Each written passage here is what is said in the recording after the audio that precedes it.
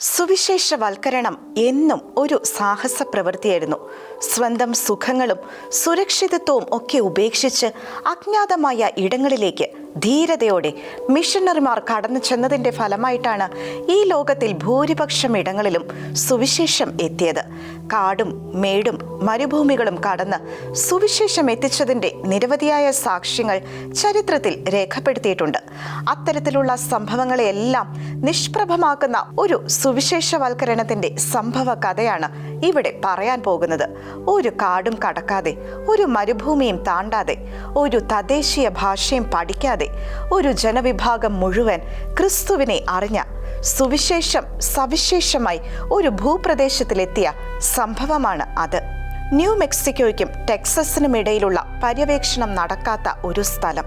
Father Juan D സാലസിന്റെ നേതൃത്വത്തിലുള്ള ഒരു കൂട്ടം ഫ്രാൻസിസ്കൻ മിഷണറിമാർ സുവിശേഷ പ്രഘോഷണത്തിനായി എത്തിച്ചേർന്നത് അവിടെയാണ്. ജുമാനോസ് എന്ന ഗോത്ര വിഭാഗമായിരുന്നു അവിടെ ഉണ്ടായിരുന്നത്. എത്തിച്ചേർന്നപ്പോൾ അവർക്ക് ഒരു കാര്യം ഉറപ്പായിരുന്നു: ഒരു വിദേശിയും ഇതുവരെയും സുവിശേഷവുമായി ഇവിടെ എത്തിയിട്ടില്ല. ഉഗ്രൻ യോദ്ധാക്കളാണ് ജുമാനോസുകാർ, അതുപോലെ അപകടകാരികളും. തങ്ങളുടെ സ്വകാര്യതയിലേക്ക് കടന്നു വരുന്ന ഏതൊരു വിദേശിയെയും ഒളിഞ്ഞും തെളിഞ്ഞുമിരുന്ന് ആക്രമിക്കാൻ അവർ മടിക്കില്ല.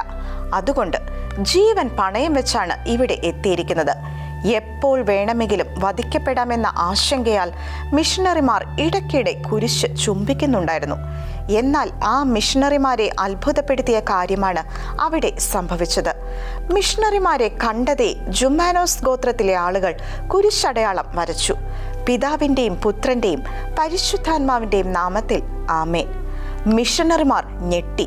തീർന്നില്ല, അവരപ്പോൾ കയറും കാട്ടുപഴങ്ങളും കൊണ്ട് നിർമ്മിച്ച ജപമാല ഉയർത്തി കാണിച്ചു. മിഷണറിമാർക്ക് വീണ്ടും നടുക്കം.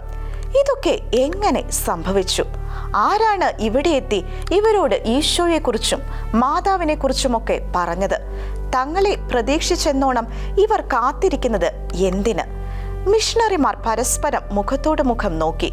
തീരത്തെവിടെയെങ്കിലും കപ്പൽ ഛേദം സംഭവിച്ചപ്പോൾ അവിടെ നിന്ന് കിട്ടിയതായിരിക്കുമോ ജപമാല? അല്ലെങ്കിൽ ആ കപ്പൽ ഛേദത്തിൽപ്പെട്ട ജീവനോടെ ഉണ്ടായിരുന്ന ഒരാൾ തദ്ദേശീയരെ പഠിപ്പിച്ചതാകുമോ ഇതെല്ലാം?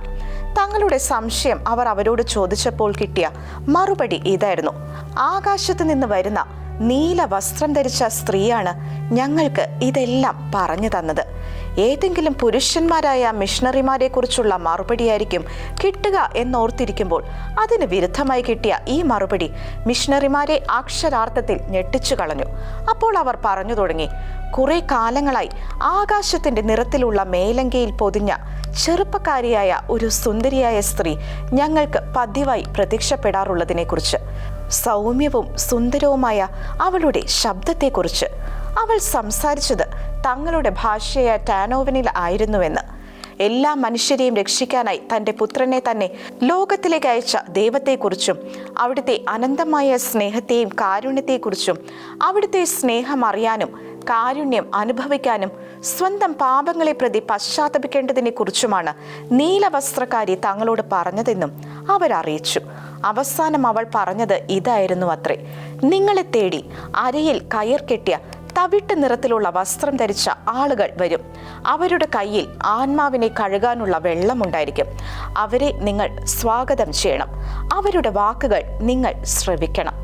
തങ്ങൾക്ക് ലഭിച്ച ദർശനപ്രകാരമാണ് തദ്ദേശവാസികൾ ആക്രമിക്കാതിരുന്നതെന്നും മിഷണറിമാർക്ക് മനസ്സിലായി. ദർശനത്തിൽ പറഞ്ഞതുപോലെ തന്നെയുള്ള തവിട്ട് നിറവും കയറും അവരുടെ പ്രത്യേകതയായിരുന്നു. മുൻപ് പലയിടങ്ങളിലും അനുഭവിച്ചതുപോലെ സുവിശേഷവൽക്കരണത്തിന്റെ ബുദ്ധിമുട്ട് അവർ അവിടെ അനുഭവിച്ചില്ല. കാരണം ഇവിടെ വിളഭൂമി ഒരുക്കപ്പെട്ട് കിടക്കുകയായിരുന്നു. വിത്ത് വിതച്ചാൽ മാത്രം മതിയായിരുന്നു. ഏതാനും ദിവസങ്ങൾക്കുള്ളിൽ ആയിരക്കണക്കിന് ഗോത്ര വിഭാഗക്കാർ മാമോദീസ സ്വീകരിച്ചു. ഈ സംഭവങ്ങളെക്കുറിച്ചെല്ലാം മിഷണറി പ്രവർത്തനങ്ങൾക്ക് നേതൃത്വം കൊടുക്കുന്ന ഫാദർ അലോൺസോ ഡി ബെനാവിഡസിന്റെ കാതുകളിലും എത്തി. അദ്ദേഹത്തിന് താൻ കേട്ട കാര്യങ്ങളിൽ വിശ്വാസം വന്നില്ല. ഒന്നുകിൽ പിശാചിന്റെ പ്രവൃത്തിയാണിത്, അല്ലെങ്കിൽ സന്യാസിമാർ അവരുടെ ആവേശത്തിൽ എന്തെങ്കിലും ചില ഇല്ലാ കഥകൾ പറഞ്ഞു പരത്തുന്നതുമാകാം. എന്തായാലും വൈദികൻ സ്പെയിനിലെ രാജാവായ ഫിലിപ്പ് നാലാമനെയും ഊർബൻ 8 പാപ്പയും വിവരമറിയിച്ചു. എന്നാൽ തൻ്റെ ഭാഗം തെളിയിക്കത്തക്ക വിധത്തിലുള്ള യാതൊരു തെളിവുകളും അദ്ദേഹത്തിന് ലഭിച്ചില്ല. മുഴുവൻ ഗോത്രങ്ങളും മിഷണറിമാരുടെ സഹായം കൂടാതെ തന്നെ ക്രിസ്തീയമായി കഴിഞ്ഞിരുന്നു. പല യൂറോപ്യന്മാരെക്കാളും കൂടുതലായി അവർക്ക് ഈശോയെക്കുറിച്ച് അറിയുകയും ചെയ്യാമായിരുന്നു. അതിനിടയിൽ കാസ്റ്റലിനും അരഗോണിനും ഇടയിലുള്ള ഒരു ചെറിയ ഗ്രാമം സന്ദർശിക്കാനും അവിടെ കൺസെപ്ഷനിസ്റ്റ് ഫ്രാൻസിസ്കൻസിന്റെ ഒരു ആശ്രമത്തിൽ ഒരു യുവ മഠാധിപ അസാധാരണമായ നിഗൂഢ പ്രതിഭാസങ്ങൾക്ക് വിധേയാകാറുണ്ടെന്നും അദ്ദേഹം അറിഞ്ഞു. മേരി ഓഫ് ജീസസ് ഓഫ് അഗ്രത എന്നായിരുന്നു ആ മഠാധിപയുടെ പേര്. പ്രാർത്ഥനയുടെ വ്യക്തിയായിരുന്നു സോർ മരിയ. കുട്ടിക്കാലം മുതൽ പല ആത്മീയ അനുഭവങ്ങളിലൂടെയും അവൾ കടന്നു പോകുന്നുണ്ടായിരുന്നു. മാത്രവുമല്ല, പരിശുദ്ധ കുർബാന സ്വീകരിച്ചതിനു ശേഷം ആഴമായ ആനന്ദത്തിലേക്ക് അവൾ പ്രവേശിക്കുന്നതിന് പല സഹോദരിമാരും സാക്ഷികളുമായിരുന്നു. അതിൽ നിന്ന് ഉണർന്നു കഴിയുമ്പോൾ മേരി ഓഫ് ജീസസ് ഓഫ് അഗ്രത പറയാറുണ്ടായിരുന്നത് ഇങ്ങനെയായിരുന്നു: മാലാഖമാർ എന്നെ ഇതുവരെയും ഞാൻ പോയിട്ടില്ലാത്തതും കേട്ടിട്ടില്ലാത്തതുമായ മറുകരയിലേക്ക് കൂട്ടിക്കൊണ്ടുപോയി. ഞാൻ അവയെക്കുറിച്ച് പുസ്തകങ്ങളിൽ പോലും വായിച്ചിട്ടുണ്ടായിരുന്നില്ല. വരണ്ട കാലാവസ്ഥയായിരുന്നു അവിടെ. വിശാലമായ ആകാശം. യൂറോപ്പിൽ അജ്ഞാതമായ സസ്യങ്ങൾ അവിടെ വളരുന്നുണ്ടായിരുന്നു. കുടിലുകളിലോ കൂടാരങ്ങളിലോ ആണ് അവിടെയുള്ള ആളുകൾ ജീവിച്ചിരുന്നത്. ക്രിസ്തുവിനെ അറിയാത്തവരായിരുന്നു ആ ജനങ്ങളെന്ന് ദർശനത്തിൽ നിന്ന് മേരി ഓഫ് ജീസസ് ഓഫ് അഗ്രതയ്ക്ക് മനസ്സിലായി. കർത്താവെ, അവർ നിന്നെ അറിയാതെ പോകുന്നത് എന്തുകൊണ്ട്? നിന്റെ വെളിച്ചം അവർക്ക് നൽകാൻ ആരുമില്ലാത്തത് എന്തുകൊണ്ട്? കർത്താവെ, എന്നെ അയക്കണമേ. ദർശനം കണ്ടു കഴിയുമ്പോൾ അവൾ ഇപ്രകാരം തീക്ഷ്ണമായി പ്രാർത്ഥിച്ചു. സോർ മരിയയെ കാണും വരെയും ഫാദർ ബെനാവിഡസിന് പല സംശയങ്ങളും ഉണ്ടായിരുന്നു. മഠത്തിന് പുറത്തേക്ക് പോകാത്ത ഒരു കന്യാസ്ത്രീക്ക് എങ്ങനെയാണ് ടെക്സസിലെ അജ്ഞാത ദേശങ്ങളെക്കുറിച്ച് അറിയാൻ കഴിയുന്നത്? അവിടെയുള്ള സസ്യജാലങ്ങളുടെ പ്രത്യേകതകളെക്കുറിച്ച് മനസ്സിലാക്കാനാവുന്നത്? എന്നാൽ സോർ മരിയയുമായി സംസാരിച്ചു തുടങ്ങിയപ്പോൾ അച്ഛൻ വീണ്ടും സ്തബ്ധനായി. അച്ഛനോട് മേരി പറഞ്ഞത് ഇങ്ങനെയായിരുന്നു: അച്ഛൻ ആരാണെന്ന് എനിക്കറിയാം. ഞാൻ അച്ഛനെ ഇതിനു മുൻപ് കണ്ടിട്ടുണ്ട്. പിറോ ഗോത്രത്തിലെ ഇന്ത്യക്കാരെ അച്ഛൻ സ്നാനപ്പെടുത്തിയിരുന്ന ഒരു പ്രത്യേക ദിവസം ഞാൻ അച്ഛനെ കണ്ടു. ആ ദിവസം ഒരു വലിയ ജനക്കൂട്ടം അവിടെ ഉണ്ടായിരുന്നു. വിശേഷ അവസരങ്ങളിൽ മാത്രം ധരിക്കാറുണ്ടായിരുന്ന അച്ഛൻ ധരിച്ചിരുന്ന വേഷത്തെക്കുറിച്ചും സോർ മരിയ പറഞ്ഞു. പിന്നെ ജൂമാനോസിലെ ഗോത്ര തലവന്മാരെക്കുറിച്ചും. അവരിൽ ഒരാൾക്ക് ഒരു കണ്ണേ ഉള്ളൂ. ഞാൻ അദ്ദേഹത്തെ പലതവണ കണ്ടിട്ടുണ്ട്. ഇതെല്ലാം കേട്ടപ്പോൾ നട്ടലിലൂടെ ഒരു വിറയൽ കടന്നു പോകുന്നതായി അച്ഛന് തോന്നി. കാരണം അച്ഛൻ പലതവണ അയാളെ കണ്ടിട്ടുണ്ട്. സിസ്റ്റർ പറഞ്ഞതുപോലെ തന്നെയായിരുന്നു അയാൾ. ഇതെല്ലാം കേട്ടതോടെ തൻ്റെ സംശയങ്ങളെല്ലാം ദൂരീകരിക്കപ്പെട്ടതുപോലെ അച്ഛന് തോന്നി. സഭാ ചരിത്രത്തിലെ ഏറ്റവും വലിയ അത്ഭുതങ്ങളിൽ ഒന്നിൻ്റെ മുൻപിലാണ് താൻ നിൽക്കുന്നതെന്ന് അദ്ദേഹത്തിന് മനസ്സിലായി. പ്രേക്ഷകരെ, യഥാർത്ഥത്തിൽ ഇവിടെ എന്താണ് സംഭവിച്ചതെന്ന് നിങ്ങൾക്ക് മനസ്സിലായോ? കത്തോലിക്ക സഭ ബൈലൊക്കേഷൻ എന്ന് വിശേഷിപ്പിക്കുന്ന അത്ഭുത പ്രതിഭാസമാണ് ഇവിടെ സംഭവിച്ചത്. പാതുവായിലെ വിശുദ്ധ അന്തോണീസും വിശുദ്ധ മാർട്ടിൻ ഡി പോറസും വിശുദ്ധ പാദ്രെ പിയോയും പോലെയുള്ള വിശുദ്ധർക്ക് മാത്രം സംഭവിക്കുന്ന ഒന്നാണ് ഇത്.